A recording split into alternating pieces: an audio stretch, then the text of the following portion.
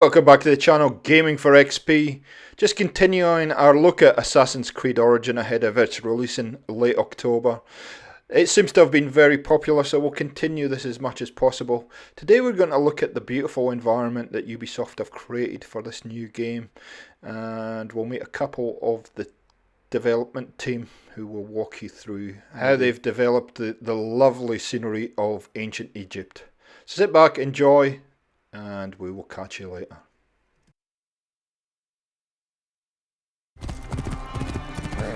In recreating ancient Egypt, Assassin's Creed Origins doesn't just give players a city or three to explore with some countryside in between.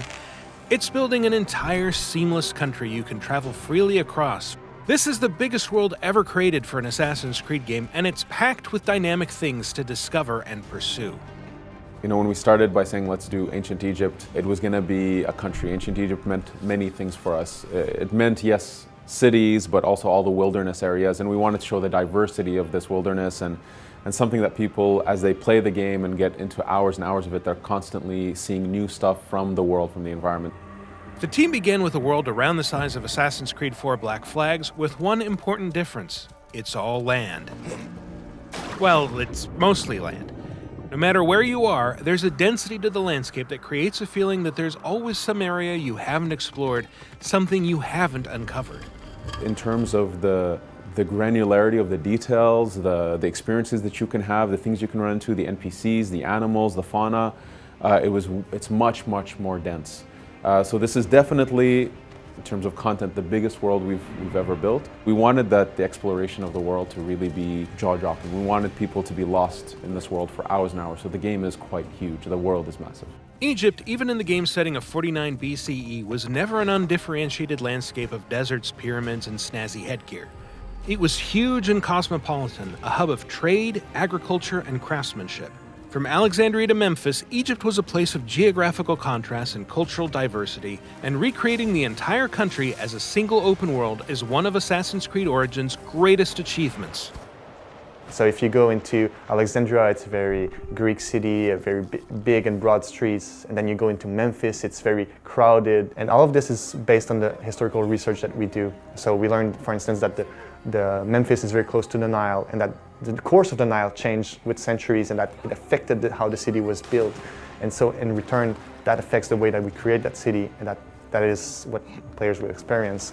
A city filled with water, with caves, with surrounded by the Nile, with boats around. So very, very nice and rich city. So historical research is very important for us. Next to capturing the scale and detail of Egypt, the game's biggest task is to fill its vast spaces with interesting things to see and do.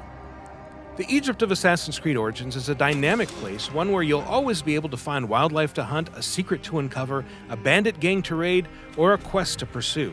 In fact, you'll need to discover the game's quests on your own, and there are multiple ways to do it.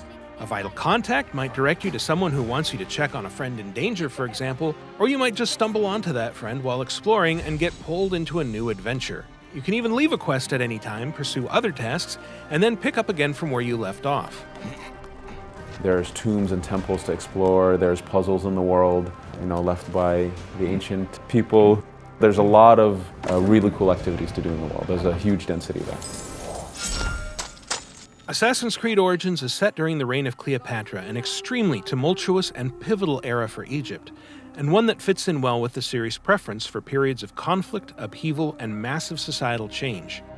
The game takes place during her ascension to the throne. During this time period, her father, Ptolemy XII, had passed away, and so he left the country into the hands of Cleopatra and her brother, Ptolemy XIII, who's the boy king. And right away there was conflict and strife and a civil war between the two, and Cleopatra gets exiled.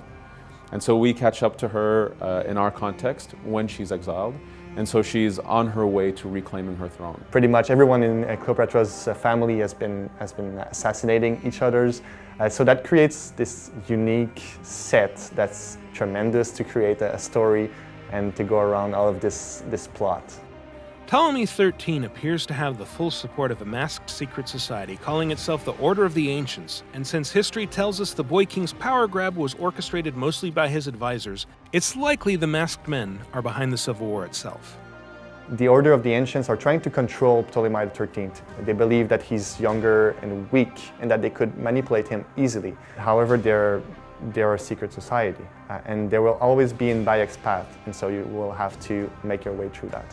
In any case, Cleopatra would soon have a powerful ally of her own. And at this point, we have Caesar who shows up at some point chasing after another Roman, Pompey. Pompey came to Egypt in order to be protected, thinking that they had an alliance. But Ptolemy, knowing that Caesar was coming, he decides to assassinate Pompey as a gift to Caesar, which only infuriates Caesar, saying that he was my enemy, but he was also a Roman. You cannot kill a Roman like that. And so this pushes him to ally with Cleopatra. And so we get to meet these key central figures. So Caesar being, this legendary tactician, I think one of the most epic historical figures that we can possibly have in the Assassin's Creed series. We wanted our players to experience it sort of as if, for Bayek, these are also at some point gods.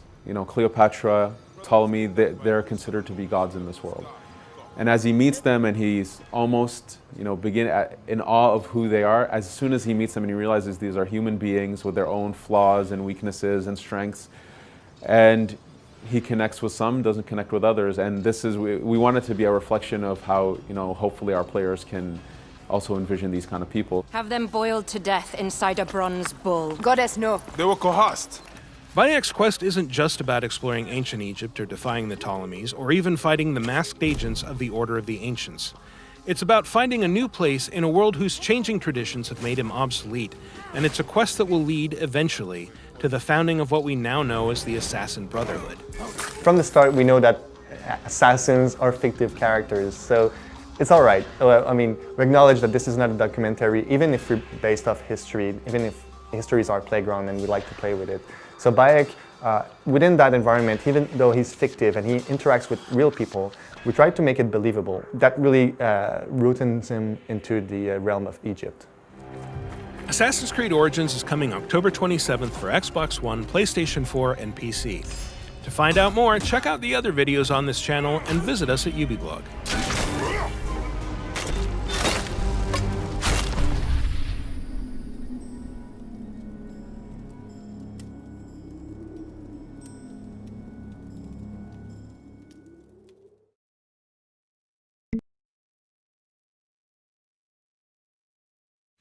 Hey guys, Grace here, and welcome back to the Codex, the Assassin's Creed show where we give you all the latest community news and content. It's been a while since our last episode, but we can't think of a better time to come back than with the launch of Assassin's Creed Origins on the horizon. We've got a ton to cover, so let's just jump right in with the speed drawing of the Nile Delta from art director Raphael Lacoste as he explains how his team captured the mystery and atmosphere of ancient Egypt. The intention when I'm doing a painting, and it's the same for my illustrators when they work with me, we're not trying to recreate something that is purely realistic. We want to bring emotion to the player. So the idea is really to magnify the scale, to have a very interesting mood, to stylize the colors, to have the most interesting, epic but also immersive experience. We try to keep that as much as possible. Even when we switch in the engine, we use the lighting rendering and the 3D elements. So this illustration was used as a benchmark for the Giza Plateau, to show the massive scale of the pyramid, the magnificent scale of the pyramids, and the life around the Nile Delta. What is interesting is the contrast between the flat horizontal landscape of the vast fields of wheat, the small characters, the foreground living next to the water, and the massive scale of the pyramids in the distance. Also, I didn't want to bring too much detail into the pyramid because I want to keep that mystery, and that's where atmosphere is playing a very important role in the game. When you have this depth, this feeling of fog, of mist in the distance, you see mysterious shapes and you want to discover what is behind the fog. And that's really something that motivates exploration in the player perspective. And we really want to show that through illustration, but also later on inside the game, in the playground.